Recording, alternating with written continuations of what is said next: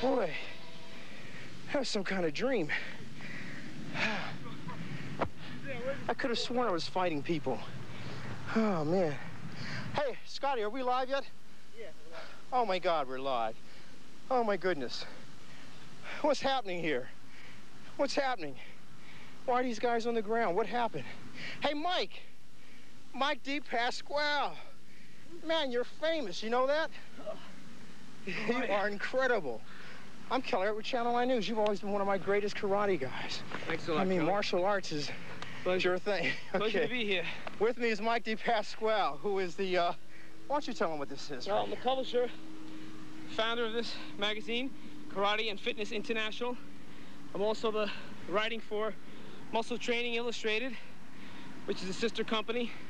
And I'm on the advisory board of a new magazine, Fitness Plus. All right, don't be so modest. You also do something else that's quite exciting. You choreograph fight scenes for major movies. Can you give a list of some of them? Well, I coordinate fights for different programs. Most of the time, a lot of the most exciting fight scenes I've done actually are for demonstrations, live demonstrations, more so than even the movies.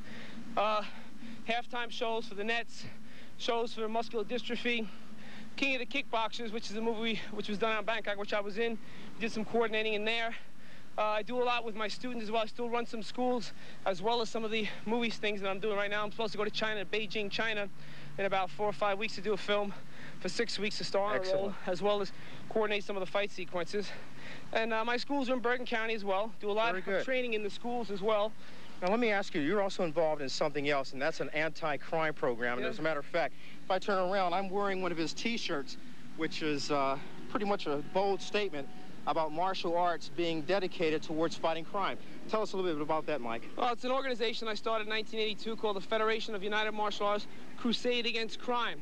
It's a not-for-profit charitable organization, and what we do is we go out and do seminars for the local people, senior citizens, children, to stay away from drugs. We do programs for the women as well.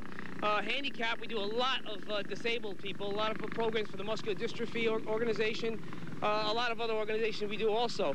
We try to help everybody out in the community, and for the most part, make them more aware of what's happening in the community. That's right. Not only to protect themselves physically, but mentally as well. And what you're talking about is a basic philosophy of martial arts. A lot of people just think it's for combat and violence, but it's actually against violence.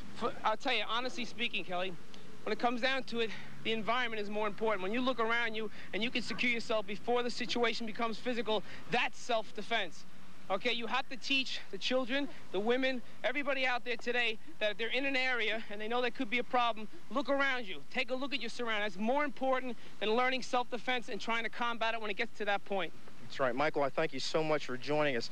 As always, I'll be following your career. Definitely. And when you go to Beijing, send me a postcard. If anyone wants to reach me, I'd like to give them my number if you don't mind. The number to call and contact Michael DePasquale is area code 201-573-8028. That's 201-573-8028.